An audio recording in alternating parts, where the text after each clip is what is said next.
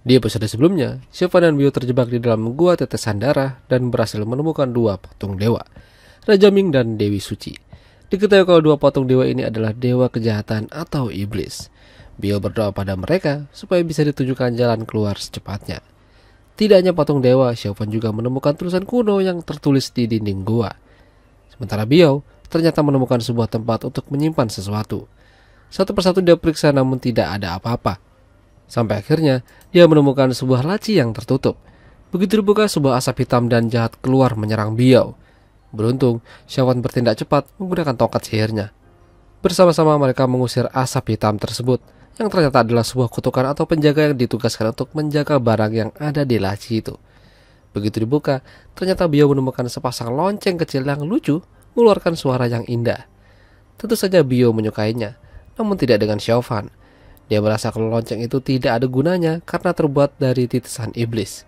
Nyatanya, lonceng itu bukan lonceng biasa. Sejarahnya, lonceng itu berasal dari atau terjadi akibat cinta seorang dewi kepada orang yang dicintainya. Meskipun berasal dari titisan kejahatan, lonceng cinta tidak memihak baik itu jahat atau baik. Bahkan, cinta bisa menyatukan dua kekuatan yang berbeda menjadi lebih kuat. Menyatukan jahat dan baik menjadi indah. Membuat yang keras menjadi luluh. Siobhan tampaknya masih tidak terlalu peduli dan tertarik dengan cerita Biao. Yang dia pikirkan bagaimana caranya supaya mereka bisa keluar dari gua tersebut. Sekali lagi Siobhan mendekati tulisan kuno yang ada di dinding gua. Dia menyentuhnya, lalu sebuah api biru muncul membakar dinding. Hingga mereveal atau membuka tulisan lain yang tersimpan di dalamnya. Tentu saja mereka terkejut. Tulisan itu ternyata berasal dari buku surgawi yang terkenal dan legendaris. Buku surgawi adalah buku yang menyimpan banyak kehidupan dan keseimbangan dunia ini. Jurus-jurus sakti yang mereka pelajari berasal dari buku tersebut. Semuanya ada di sana.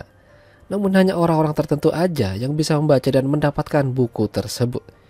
Yang lebih membuat Siobhan terkejut lagi, ternyata dalam tulisan itu kekuatan iblis dan suci bersatu, dan bahkan saling melengkapi. Apa yang sebenarnya terjadi? Apakah selama ini dia sudah berada di jalur yang tepat? Sementara Siobhan masih terheran, si cantik Lu Shiqing di kediamannya terus kepikiran bagaimana nasib adik juniornya tersebut. Apakah Siobhan baik-baik aja? Lu Shiqing hampir tiap malam tidak bisa tidur, kepikiran olehnya. Dia berharap tidak terjadi apa-apa dengan Siobhan. Sudah hampir 4 hari mereka berada di sana, terjebak tanpa ada makan dan minum. Tentu saja mereka mulai pasrah dan tidak yakin kalau mereka akan keluar dari sana. Siobhan meminta maaf pada Biao. Jika aja Biao tidak memberikannya makanan pada Siobhan saat dia demam, mungkin Biao masih bisa makan.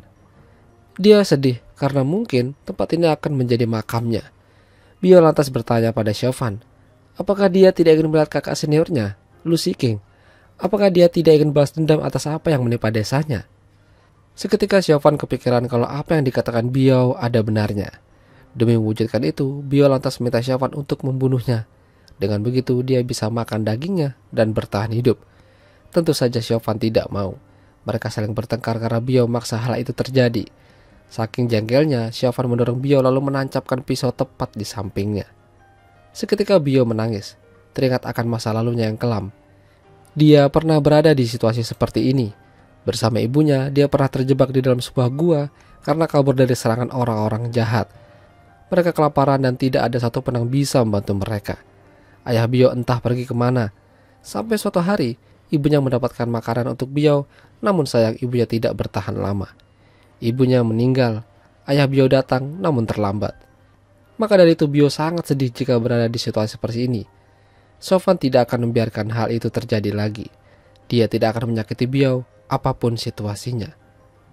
1 minggu berada di sana, Biao terus memanjatkan doa pada Dewi Suci dan Raja Ming, berharap ada keajaiban terjadi pada mereka. Dan bahkan dia juga bersumpah darah supaya doanya dikabulkan. Pisau tersebut ternyata tidak hanya mengenai tangan Biao, tapi Siobhan juga. Darah mereka menetes di lantai tepat di hadapan patung, lalu sebuah tulisan kembali terbuka. Mereka membaca dan menyadari satu hal, kalau ada bagian yang hilang. Ya, lonceng tersebut adalah kuncinya.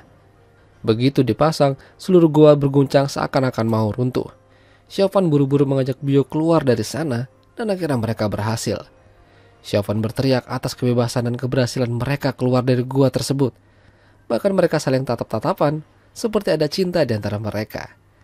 Malam itu mungkin menjadi malam yang panjang bagi mereka berdua.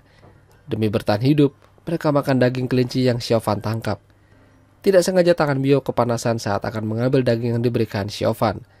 Saat itu juga, Xiaofan meniup dan merawat tangan Biao hingga rasa cinta mungkin semakin tumbuh dalam diri Biao. Biao menangis sambil mengatakan kalau makanan ini adalah makanan paling enak yang pernah ia coba. Lantas, bagaimana kisah cinta mereka? Sampai jumpa di episode selanjutnya.